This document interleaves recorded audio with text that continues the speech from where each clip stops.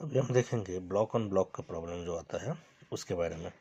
से मान लीजिए 10 kg का ब्लॉक है, उसके ऊपर 2 kg का ब्लॉक है और हमने 12 न्यूटन का फोर्स लगाया और ये हमने म्यू दिया है 0.2 का और ये नीचे वाला जो सरफेस है वो स्मूथ है। तो सबसे पहले हम एक कॉमन निकाल लेंगे।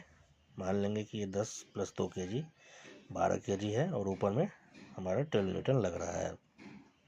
कॉमन एक्सेलरेशन कितना हो जाएगा? F is equal to ma होता है तो A is equal to F/m total आ जाएगा 12/12 मतलब 1 मीटर पर सेकेंड स्क्वायर। यानी अब हम इसको ये देखेंगे कि ये दोनों अगर ब्लॉक मूव करना शुरू करेगा और अगर साथ में, तो इसमें कितना लगना चाहिए? 1 मीटर पर सेकेंड स्क्वायर का एक्सेलरेशन लगेगा।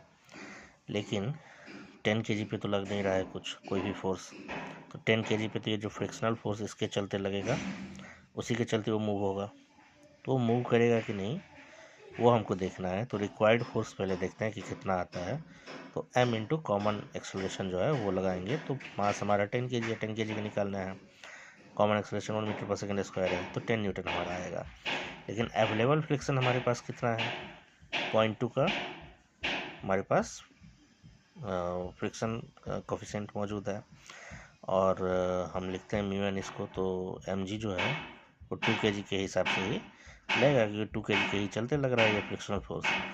तो 0.2 इंटू 2 इंटू 10 हो जाएगा तो ये 4 न्यूटन है।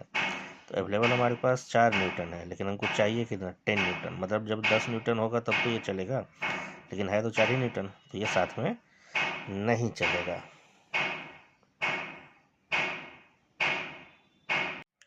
और जब बॉडी साथ में मूव नहीं करेगी तो हम इसका दोनों का एक्सेलरेशन निकालेंगे। 2 kg का कितना होगा और 10 kg का कितना होगा।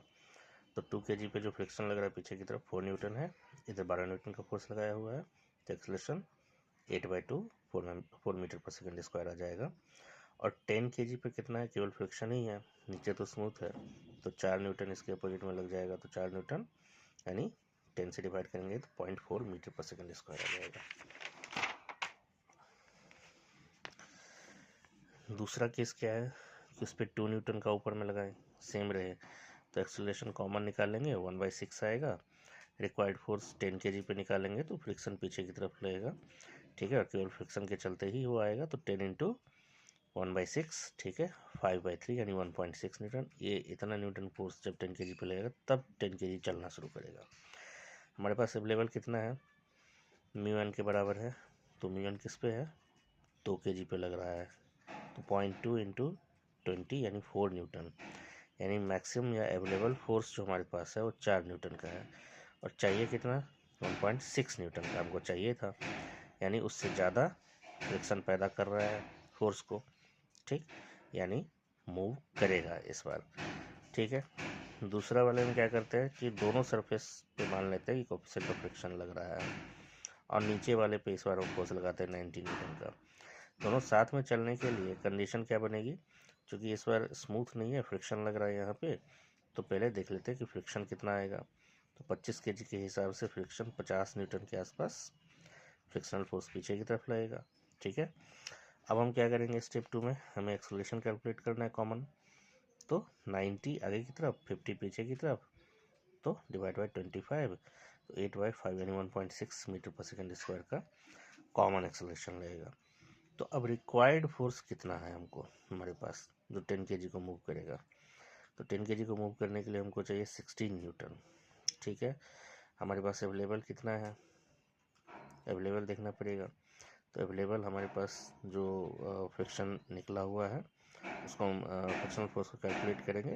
एफ अवेलेबल कितना है? μn के बराबर।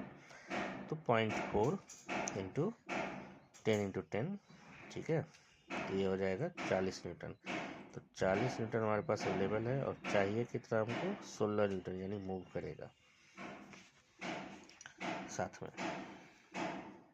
एक और देख लेते हैं उसी में, नीचे स्मूथ रख करके कॉमन एक्सेलरेशन 90/30, 90 न्यूटन का फोर्स लगा हुआ है नीचे में, 30 दोनों का मास का सब है 3 मीटर पर सेकेंड स्क्वायर। रिक्वायर्ड फोर्स हमको कितना चाहिए?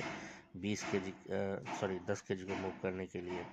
तो 10 इंटू 3 30 न्यूटन चाहिए, तब हमको 10 kg आगे खिसकता हुआ मिलेगा। लेकिन अवेलेबल हमारे पास कितना है भाई?